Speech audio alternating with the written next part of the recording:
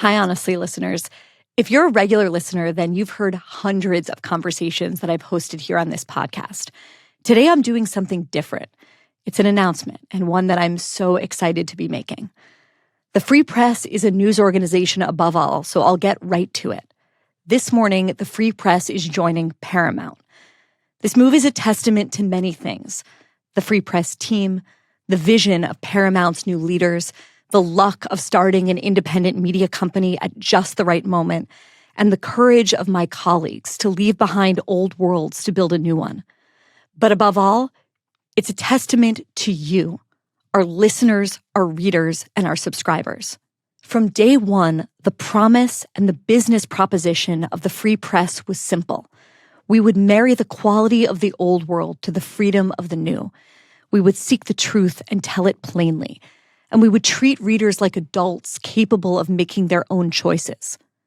So many people told us this was no longer possible, that the premise of a media company built on trust rather than partisanship was at best a relic from the past, and at worst a fantasy that never was. They said that the internet killed journalism forever, and that there simply weren't enough Americans out there in search of media driven by honesty, independence, and integrity. You proved them wrong. You demonstrated that there is a market, a big one, for honest journalism, and you've given us a mandate to pursue that mission from an even bigger platform.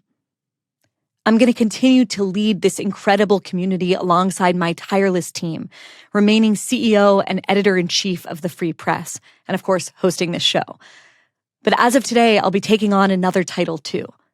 I'm now editor-in-chief of CBS News, working with new colleagues on the programs that have impacted American culture for generations, shows like 60 Minutes and Sunday Morning, and also shaping how millions of Americans read, listen, watch, and most importantly, understand the news in the 21st century. In retrospect, what the Free Press did is uncover an America hiding in plain sight. People who want to be surprised, people who want to learn, people who are open to changing their minds in the face of new facts.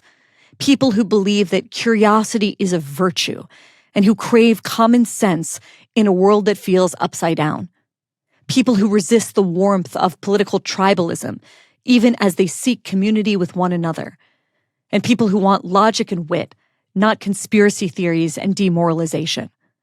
Most of all, free pressers are people who want to face the truth, because we understand that knowing is the only way to improve lives, our own and those of our fellow citizens. Being almost entirely a subscription business has kept us honest. We publish stories, we get subscribers. We build trust, we get subscribers.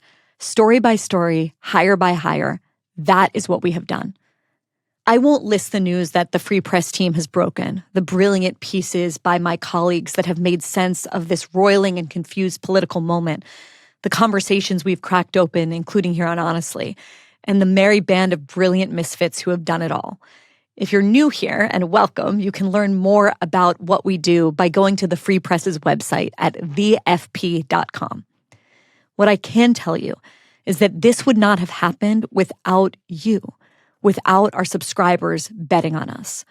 It was those series of bets of $10 a month, that have built the Free Press, that have changed the culture for the better, and that now stand to help transform one of the most important media companies in the world.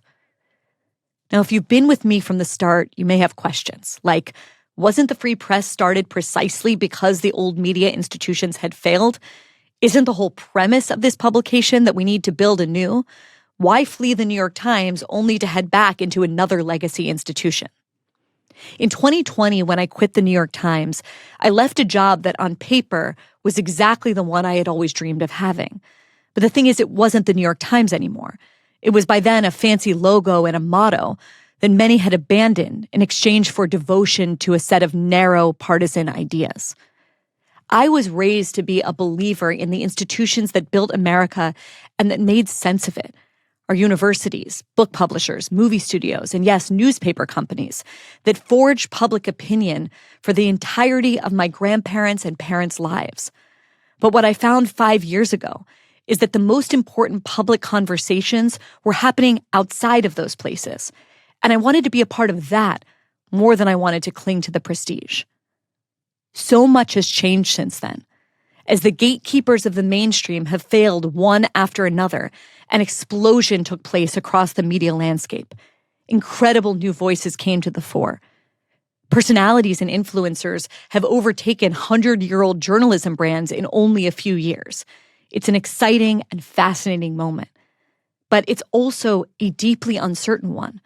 If the illiberalism of our institutions has been the story of the last decade, we now face a different form of illiberalism emanating from our fringes.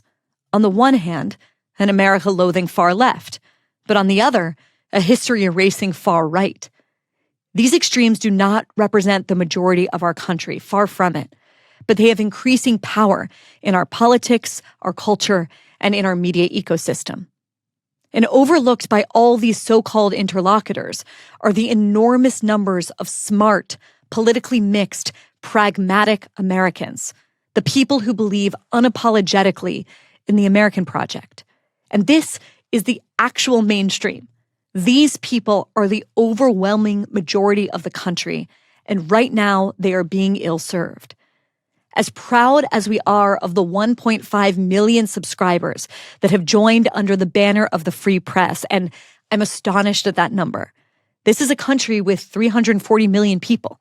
We want our work to reach more of them, and to reach more of them as quickly as possible. This is a once-in-a-lifetime opportunity that allows us to do just that. It gives the free press a chance to help reshape a storied media organization, to help guide CBS News into a future that honors those great American values that underpin the free press and the best of American journalism, and in doing so, to bring our mission to millions of people. The values that we've hammered out here over the years: journalism based in curiosity and honesty, a culture of healthy disagreement, including in our newsroom, a shared belief in America's promise, those values now have the opportunity to go very, very big. So on a practical level, if you're a free press subscriber, what does this mean for you? 2 words: more and better.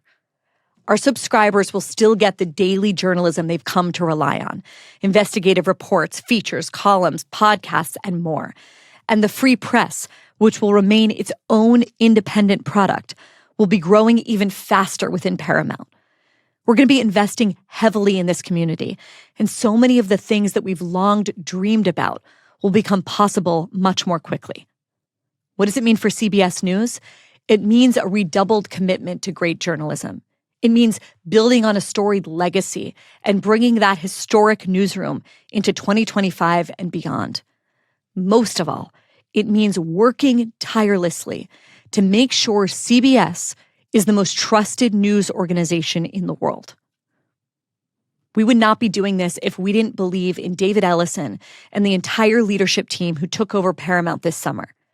They are doubling down because they believe in news, because they have courage, because they love this country, and because they understand, as we do, that America cannot thrive without common facts, common truths, and a common reality. If you've been on this journey with us at the Free Press and listening to Honestly since the office was our kitchen table, thank you. I am so grateful. And if you're a CBS News reader or listener or viewer, hearing our name for the first time, I am so eager to earn your trust.